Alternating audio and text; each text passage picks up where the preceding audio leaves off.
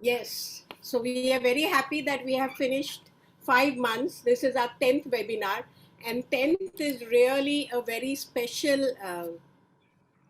time, a number, because it talks about so many things. If you look at it, it is 10. We have 10 digit fingers, we have 10 toes, we have 10. It is the end of a cycle, and for us although it's the end of a cycle in the sense that we are going to uh, be the last webinar of 2020. Yeah, and 10 is another number which helps you calculate things very easily. Whenever I want to multiply or divide, even if it's by 8 or 9, I'd rather do it by 10 and say approximately so much. Or you calculate incentives, you want to do 10, and then that's very easy. All you have to do is 28 comes to 280. So 10 is such a beautiful number. I really like it. And then, of course, you're going to always remember this 10th webinar by our two lovely, good speakers, Hema and Ketan, on this wonderful remedy of the 21st century. So that is about 10. And I got a few things also happening in the new year, very happy things which are going to happen. And Good evening, everybody. We have two eminent speakers today. I will speak about them later on, ma'am. Ma'am, you can begin with your this thing. yes. So we have for the next webinar, which Shahala wanted to tell you, but she just being polite and handing it over to me. So next webinar is going to be on spider, and then we have some very good announcement of having our SSMS, which is going to be on. Some very good topics, which is intimate female disorders and everyday acute management. Because finally, we all have so many webinars and we've been talking about so many esoteric things that we need to get down to earth and talk about what is for us everyday things. So, this is going to be on 21st February. Okay, but the the only thing I've kept it for the last is that I have some very sad news. Of course, we all know it, and we know that it's a big loss for homeopathy. And is this being seen? Is this being seen? It is seen. Okay. Only it is small. Yeah. If you can enlarge that picture. Yeah.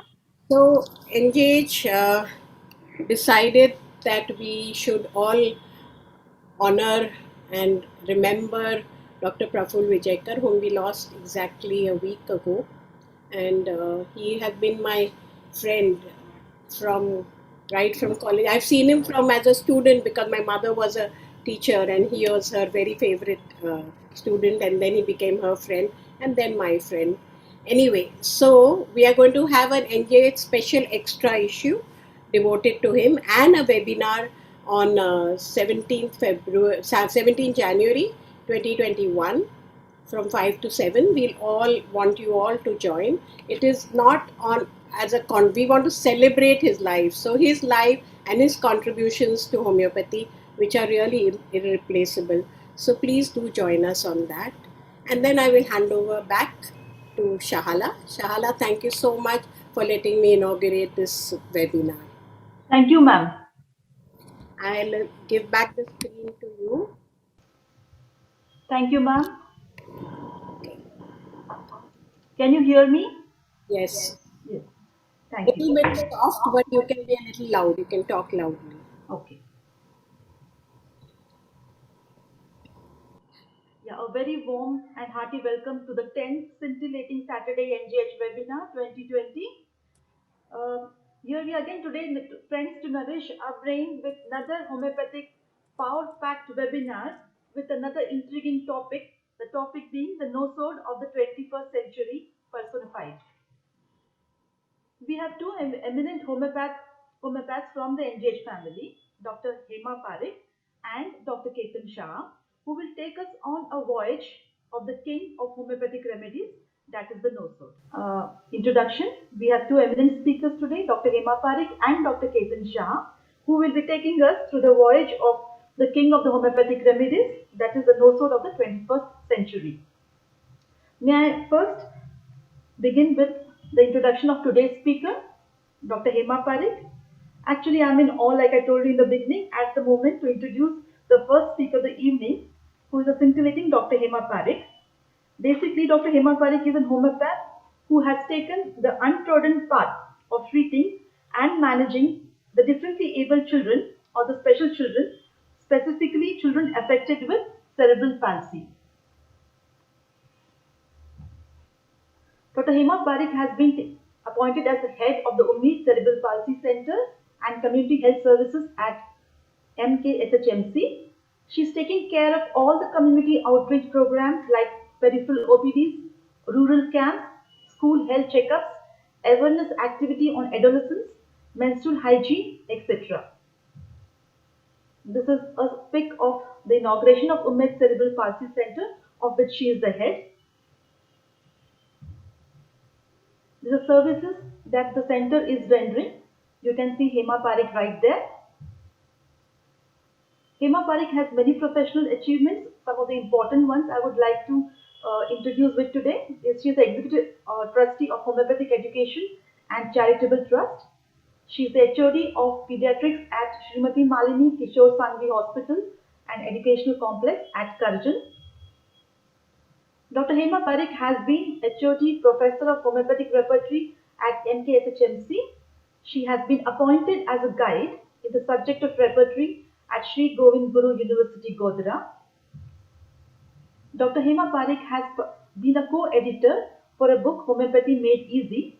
The USP of this book is translation of all of aphorisms of Organum of Medicine in Gujarati, translations of almost all the rubrics of homeopathic repertory in Gujarati, compiled sources of medicine from Homeopathic Pharmacopoeia of India. She's also made comprehensive list of homeopathic pharmacopoeic medicines with transliteration. She has presented scientific papers at national and international homeopathic conferences. She has been doing a wonderful job of taking care of all the community outreaching programs, and that is for this she has been honored with the prestigious Dr. N.D. Joshi Memorial Award conferred by Homeo Friends, Gorakhpur on 8 September 2016.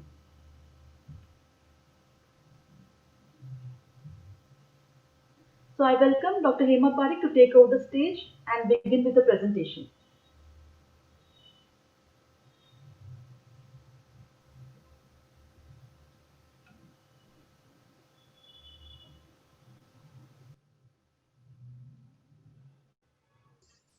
Thank you, Dr. Sahara. Thanks a lot. Yeah, thank you very much again, Dr. Shahana.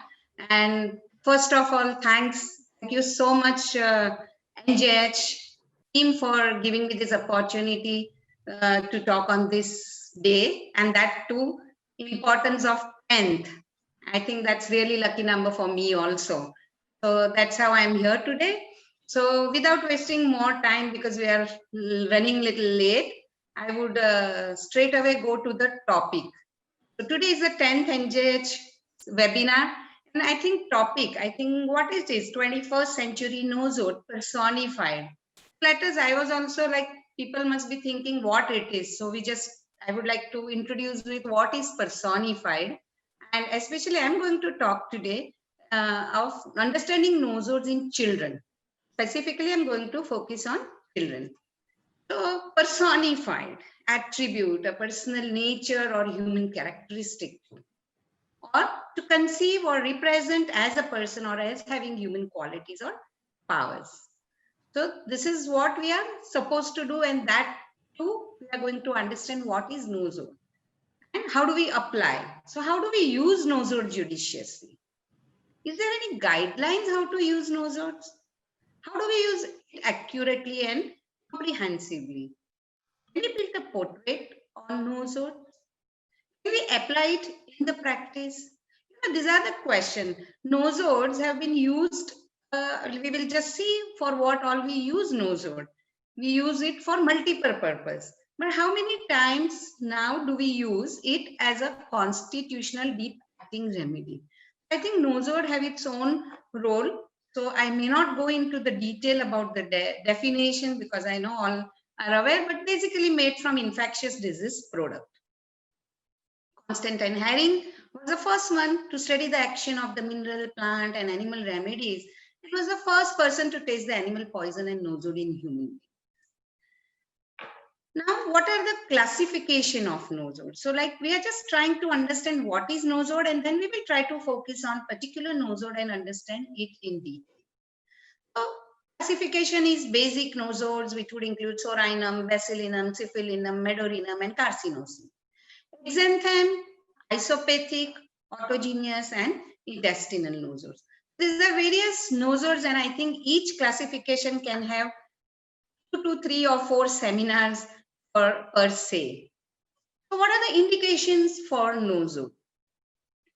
There are various indications when chosen remedy do not act, when there is a lack of symptoms or never well since syndrome. A partial picture of constitutional remedies manifests, yet no one remedy complete fits the case. More often than not, we use it as an intercurrent remedy or anti-miasmatic remedy.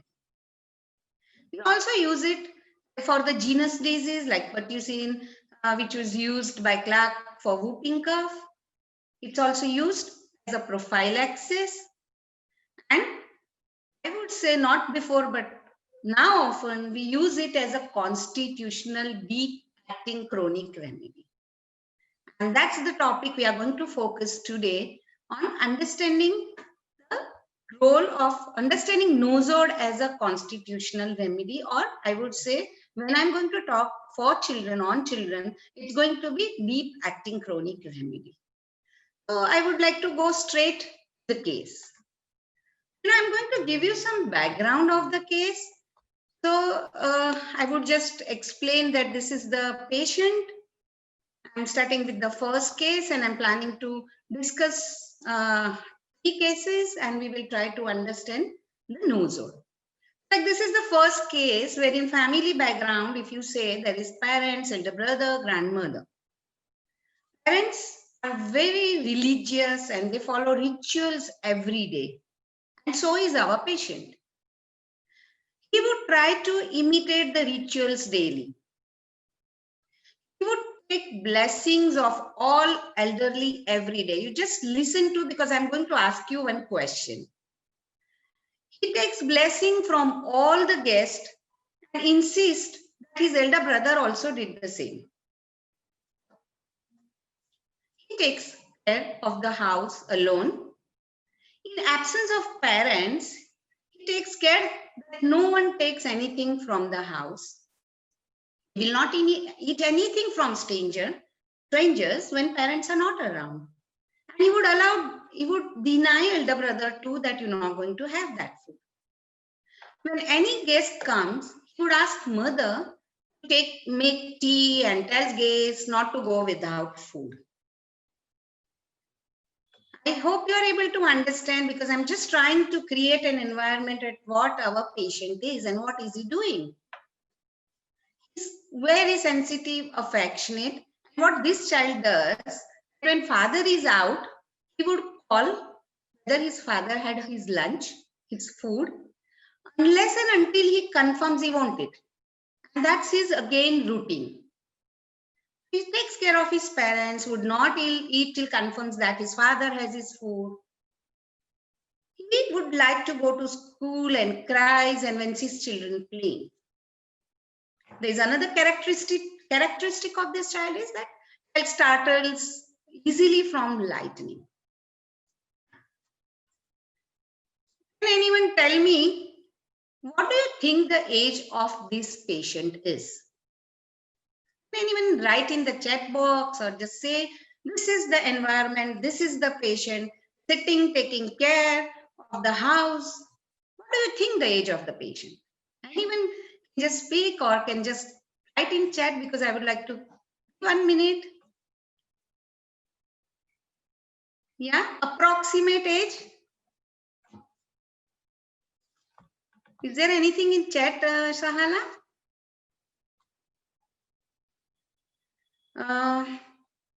Okay, on an average, it is saying 10. Dr. Gwalini says 10 years. Yes. So, but I'm saying This Dr. is, Parikh says 5 years. yes, okay. That's quite near. But that age is 4.5 years of this child. I think that did this create something in our mind?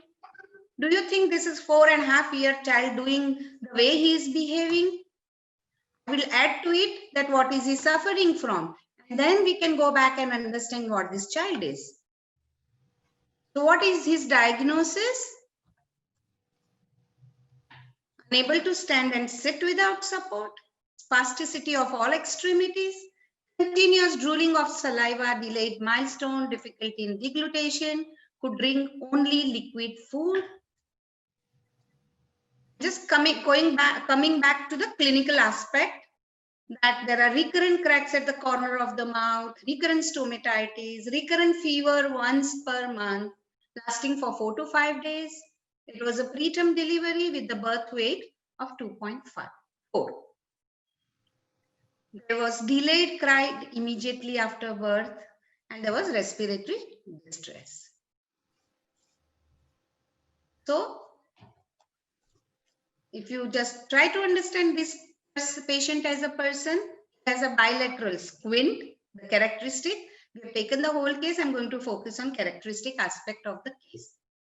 Aspiration, which is partial on forehead, and most characteristic what I found in this child is aversion to non-vegetarian food, especially fish, meat, eggs and chicken, wherein the whole family is non-vegetarian. And up to the extent that even if he smells, like if mother has eaten non-veg and if he tries to feed this child, he won't eat. He may get vomiting and nausea. And that is the quality of sensitivity of this child, with aversion to fish and chicken. Now it's very important when it is important and when this craving and aversions are not important. All the milestones are delayed, not again all the milestones. It's all delayed milestones, like 3 months of turning prone. You can just see the list of the milestone that we have taken, and all are delayed.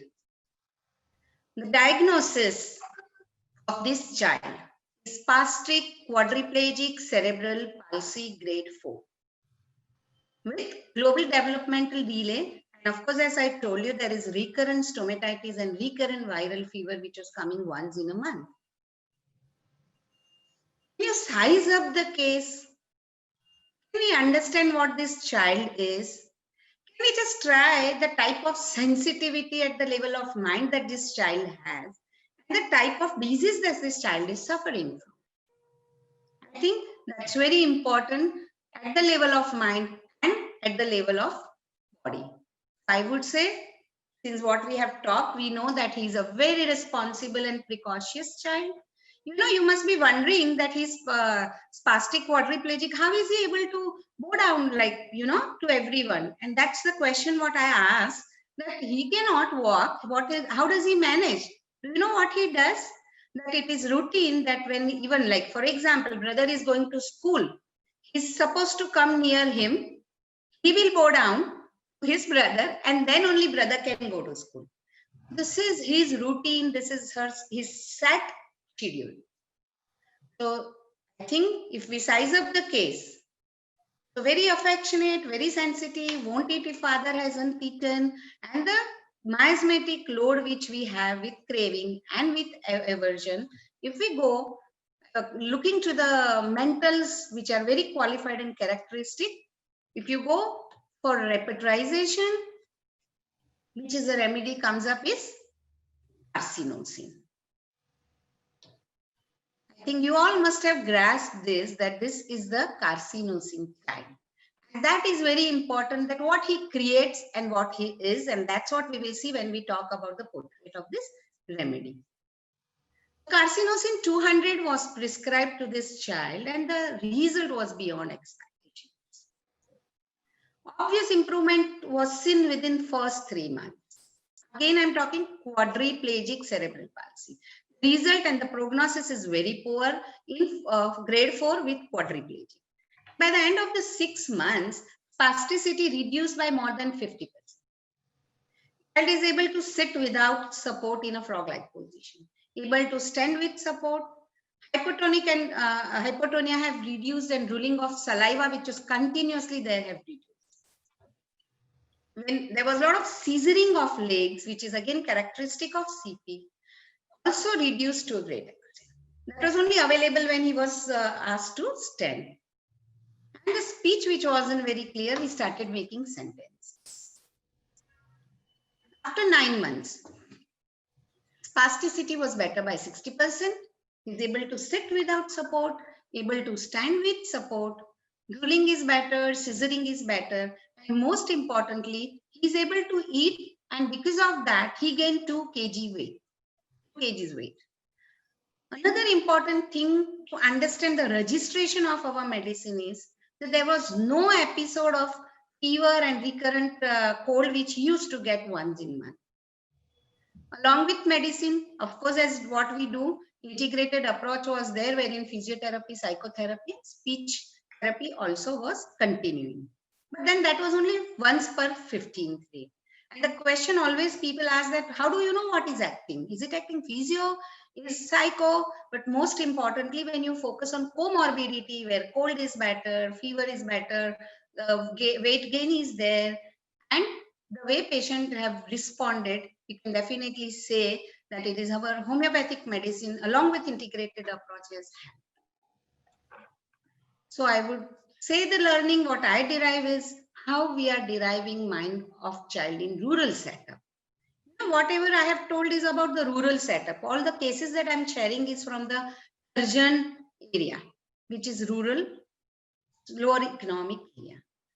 Importance of selection of approach in this case, when there is a pathological disorder, when there is a spastic quadriplegic, we may think about deciding for bogus approach. But why did I select Kent's approach here? The reason being there are so many characteristic mentals available. When you go to CP, you are not going to get any characteristic symptoms. So, and I would say understanding nosode as a deep acting chronic remedy, right? Carcinosin, which is a nosode, and I have used it as a deep acting chronic remedy for this child. Mending this case and going to another case. This again, so like we talked about 4.5-year-old child. Now we are coming to 11-year-old male. Again, this is from the rural setup. Child is studying in 7th standard. He is 11 years old. Hindu, veg, and his mother, brother, and father in the family. Brother is elder brother and is from a particular village. Now he is coming up with this complaint.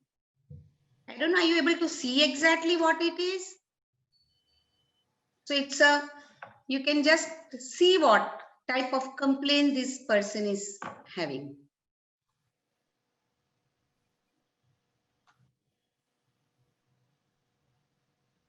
Yeah. So what is there? It's keratosis, dry, parched, cracks on both the foot. It was there. I think this case would remind us the case of Dr. Yogesh, which was there in his presentation. You can just understand. Now, which remedy would come up when we are able to see this? There will be few remedies, no, which will come up. That okay, there are cracks, there are thickening of the skin. We may think about petroleum, we may think about graphitis, we may think about many, many more things.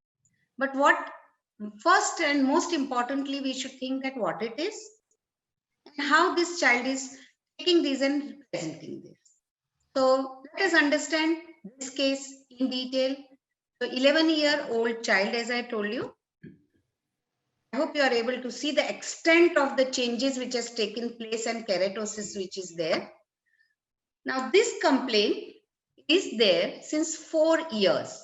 So mind well, that is how we need to understand what type of disease it is, what type of approach that would be required in this type of cases.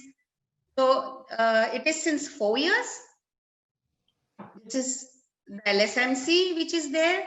Thick, dry, hard, painful cracks. And whenever there used to be deep cracks, there used to be bleeding. Many a times there used to be suppurated infection, wherein pus would be there.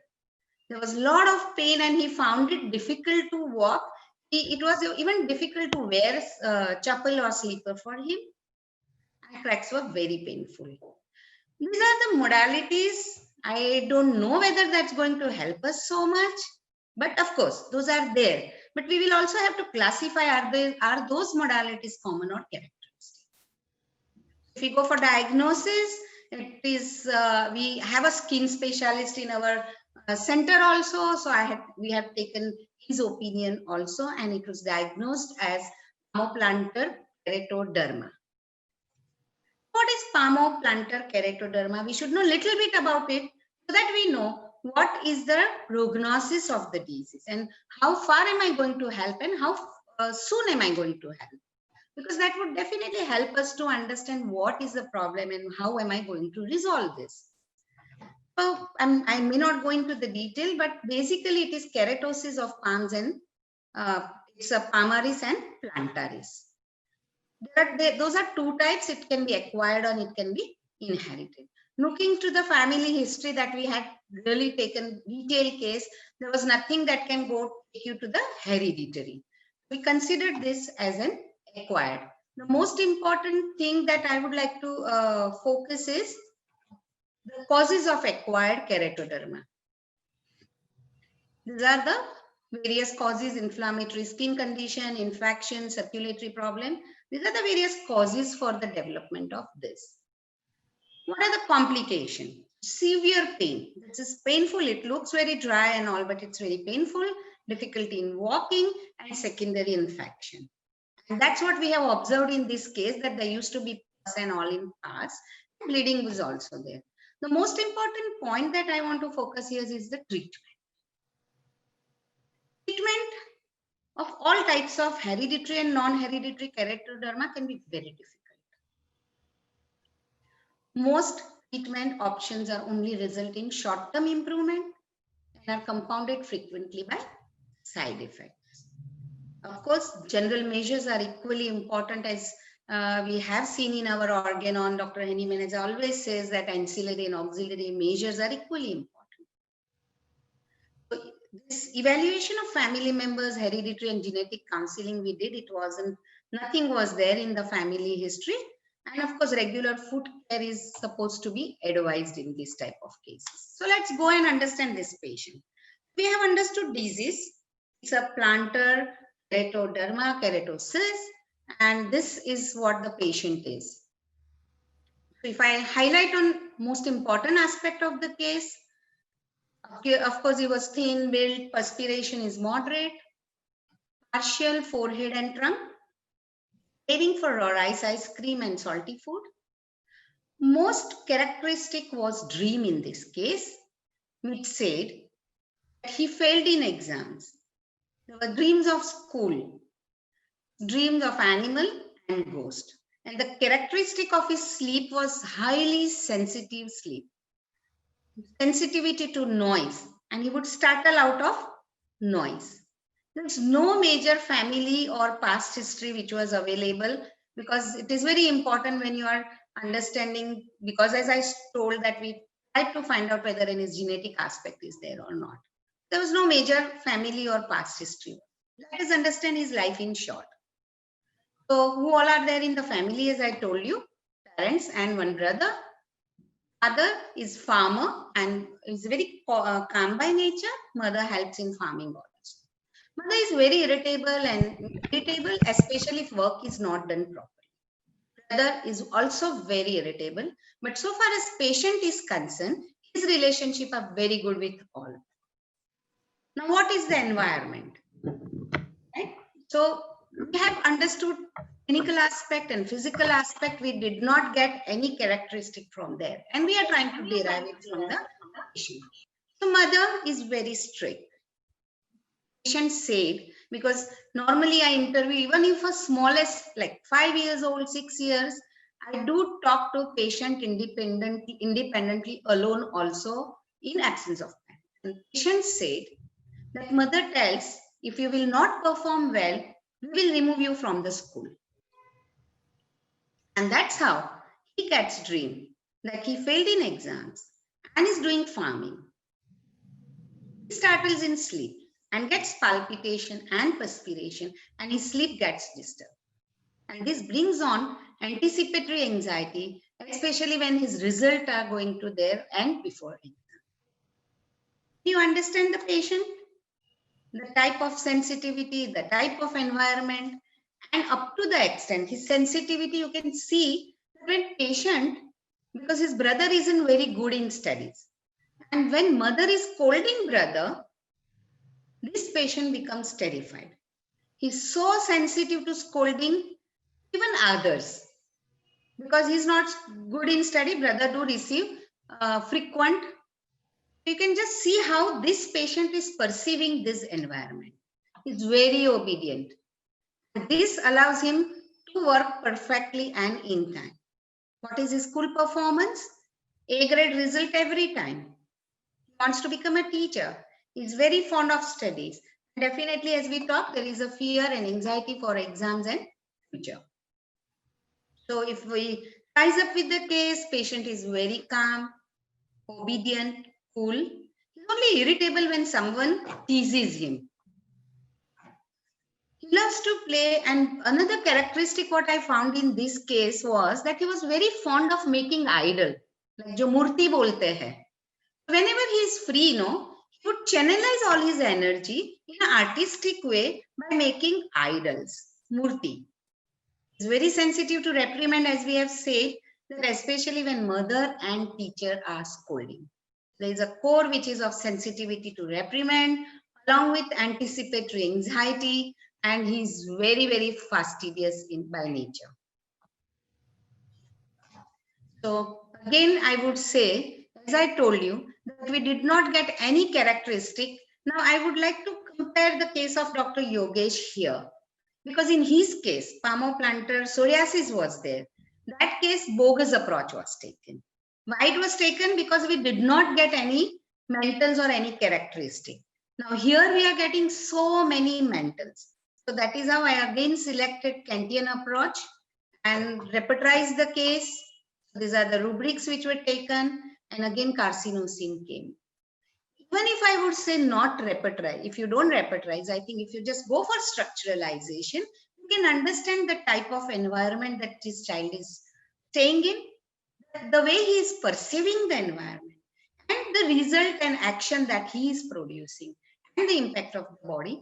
Carcinosine was prescribed.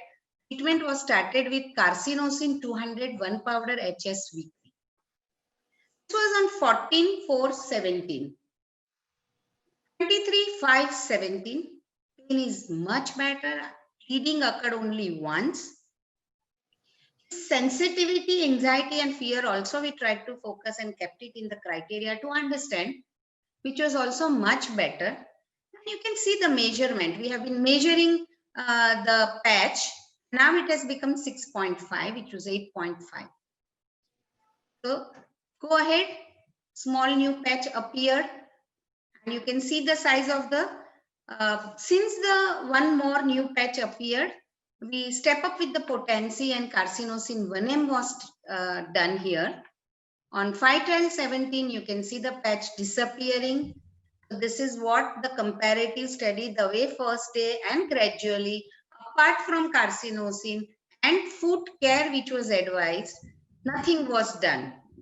Now this again is a child on 24/18, totally clear, there is nothing which is there, no patch is there. Now again, I went on confirming even while follow-ups. He is 11 years old boy, always coming for his follow-up alone. You know, how much independent, the way he would talk. So I think it's very important to observe also in such cases that how do they behave. And observation, especially in pediatric age group, is very, very important. So this is the result. Straight go to third case, and then we will conclude a little bit. Third case. Now this again is a very important case. Like, you know, this patient was referred, like our cerebral palsy children had gone for Khel Mahakumbh, where competitions were there for special children, and this child was referred from there. He is again 15 years old. We have seen 4.5 years, we have seen 11 years, we are now going to understand 15 years old child. So now this child, his diagnosis is right hemiplegic cerebral palsy with epilepsy. Observation. You know what happened? We have some students who have joined, must be aware. The moment they entered the cabin, mother and patient, mother said, "Beta namaste karo ma'am ko." And then child, 15 years old in 10th standard, came and just bowed down. Not to me, to all the assistant and all the interns who were there. This is the type, he was quietly sitting all throughout like a very mature man for the case taking. What are presenting complaint? Right-sided hemiplegia, but most importantly, what they came for, complaint was convulsion. Convulsion which was 2 to 3 per day, daily. And this convulsion used to be more with tension, anxiety, inadequate sleep, and sudden if something comes up. And that's the type of sensitivity this child had. You know, mother gave example that when they were there for this competition of sports, moment he was supposed to start for the competition, immediately he went into convulsion and he could not go ahead. Right? So this is what the complaint this child is coming up with. So let us understand what is again environment, how does he deal with it, and what are the reasons. So characteristic which was available was perspiration, which was partial, inexilla, which was offensive, craving for spicy and green chili, and dreams again you can see here is I have failed in exam.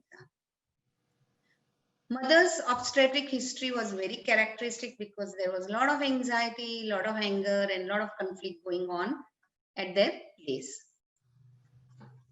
Mother's state during pregnancy was, family environment, she said, was so bad. Mother was very, very expressive. Tension, anxiety, there was one miscarriage before patient, and mother said, मुझे ऐसा ही था कि मेरा बच्चा जिंदा नहीं होगा. That was the feeling when she was passing through during pregnancy, and we can see what type of child that has come up. So there were a lot of negative thoughts that this patient. Now in this case, again, most characteristic is the family history. We did not get that in first case and second. Now here the family history is Parkinsonism, thyroid, diabetes. Mother had depression during pregnancy and OCD. And maternal aunt having cancer of bladder. So these are the physical examination which we normally do in detail so far as CP is concerned. So his tone and like grip and DTR and all was done. These are his investigation reports. There was a big file, but the objective of presenting this case today is not clinical aspect, but understanding the patient. Now, what is the environment at home? Now, this is what we need to understand. So, if we start with predisposition, we know the miasm, which is psychosyphilitic miasmatic load, which is there in the family. Father is manager in the company. He's very calm and polite and very understanding. But mother is a teacher, and she's teacher at home also. She's very strict, very perfectionist. As I told you, she had OCD also during pregnancy. She would scold and slap sometime patient. She would beat sometime because she was fully involved for patients, like his routine. Like I have not given here history form, but we had given history form, and the way it was written, you cannot imagine what is his routine right from beginning till end, the way systematically history was written. Very punctual, very perfect. And even though he is with right hemiplegic CP with convulsion, regularly takes him for sports activity. Her routine is school, physiotherapy, sports, homework. So that is the type of routine that this child is having. He has a one younger sister who is 6 years old. Now, how is his performance in school? Performance was very good till 6th standard. In 7th, he had a fall and convulsion started then after. And gradually his performance went on decreasing. And this created anticipatory anxiety. because there are a lot of expectation from the family and he had to prove that true. And that is how there was a lot of anxiety before exams, before board. There is a lot of anxiety about board exam also. And that is how he gets convulsion before any performance. And what he said, 10th, what if I will not score good marks in 10th? Because my family expects passing marks, of course, from me, but I want more. I want to make my mother happy who is working hard for me. If I don't pass in 10th, my family's respect will go down. And the dream that he has is he will fail or he's going to fail. Can you imagine the environment and the impact and the action and the result that is produced? This does bring on convulsion. These are the quality of this child, our patient. He's very mature, as I told, the behavior, he was sitting very politely, he was talking very politely. I'm not given history form, but he's very, very ambitious and he wants to win gold medal at international level in sports and he's trying hard for it. Responsible, perfectionist, punctual, very sensitive to scolding, and he's very sensitive to shrill noise also. And out of this anxiety, dream of failure, and there is a fear and anxiety. You can just understand the circle and cycle that he's passing through. Very polite, very calm, and very understanding, and he loves music. And he said that music relaxes him from hectic schedule. I tell you, when I took this case, looking to Mother's State, I told all the students who were standing that this reminded me of the movie Sky is Pink. If you have seen the way mother has been, Priyanka Chopra have been struggling to take care of disabled child, exactly this mother was like that. So let's go to the totality. Of course, elements from anxiety, convulsion, responsible, punctual, conscientious. This is a repertorial presentation, and again carcinosin came up first. I'm not saying because it came up first we are taking. We've already understood this patient and this drug. We are confirming it through repertorization. Now, what is the result that we are able to see with this nosode as a carcinosin? Carcinosin 200, one powder was started with. They were staying at Ahmedabad, and regularly we are couriering the medicine now. No episode of convulsion after starting treatment till today from 27/12/19, which was there twice per day.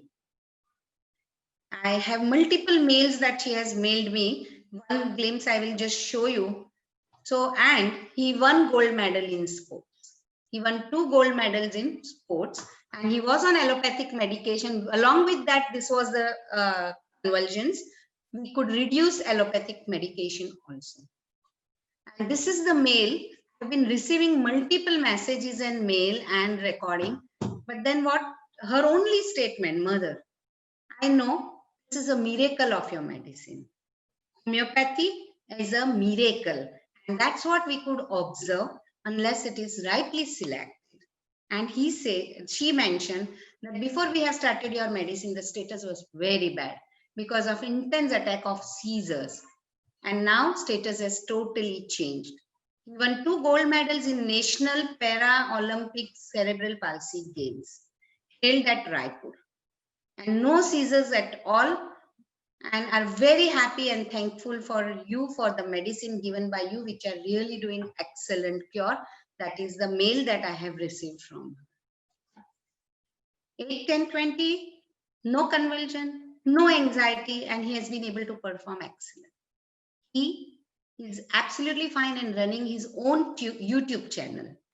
There are 4 episodes, 4 with his name. So he has started this channel. So these are the 3 cases I wanted to share with you.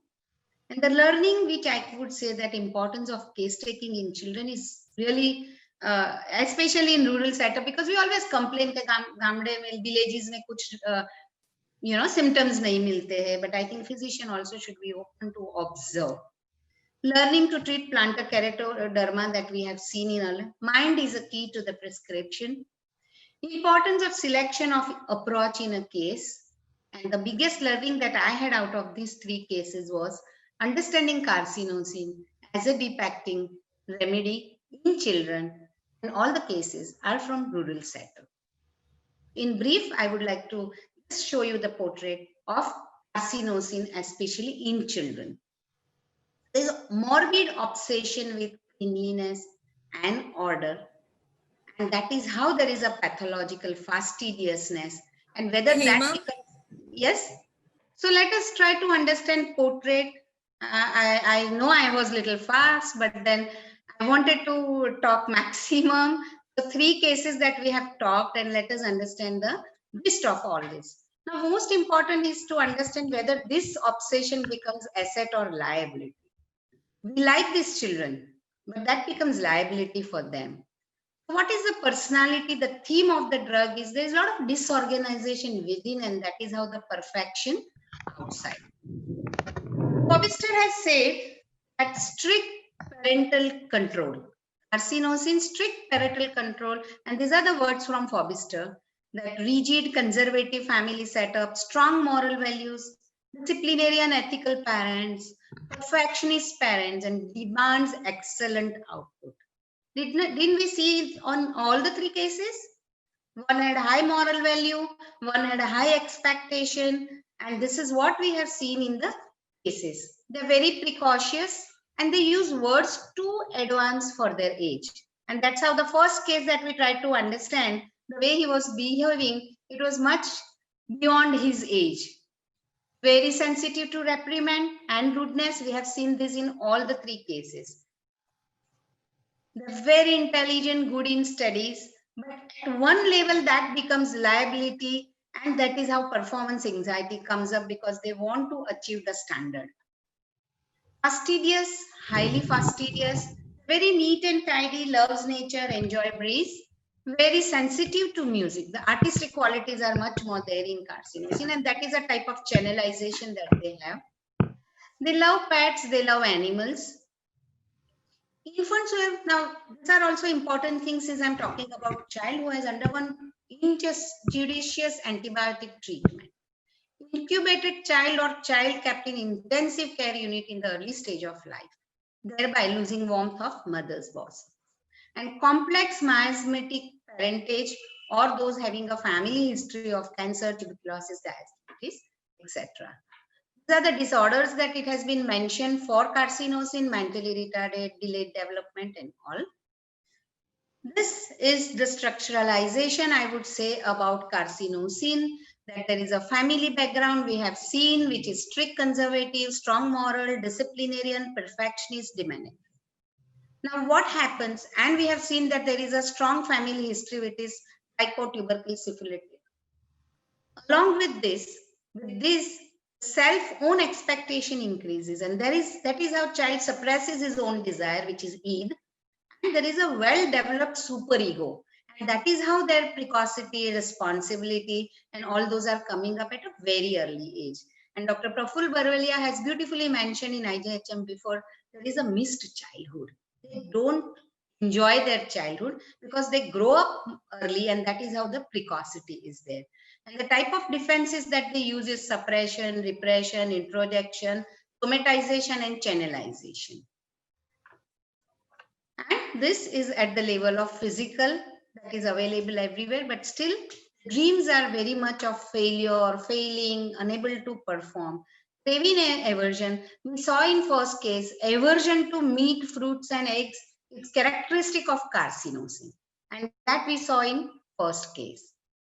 So I think I have tried my best to share, rather. I got this opportunity to share, and I have tried to sum up understanding of carcinosin, especially in children. And I hope I have not overstepped the time. So thank you very much. And I would definitely like to share that maximum presentation, what opportunity that has been available to me anytime is through National Journal of Homeopathy. NJH has always given opportunity to grow, and I tell you, because this is the time I need to thank NJH, even though it is my family. Many a times it is necessary to thank family members also. We don't take it as granted. And I remember that my first out of the Gujarat seminar was SSMS at Bombay, wherein I talked on importance of observation in case taking. And out of 5 seminar, 4 were to, this is my 5th that I got opportunity to talk, and that's what NJH is. NJH welcomes each and every, there is no big and no small. You can see the EB board, there are so many senior doctors available, but everyone is treating each other same, and all are ready to learn from each other. Thank you, NJH, for giving again this opportunity to me to share whatever I could share today. Thank you very much. And I would like to end with saying, don't ask what homeopathy can offer to you. Ask what you can offer to homeopathy.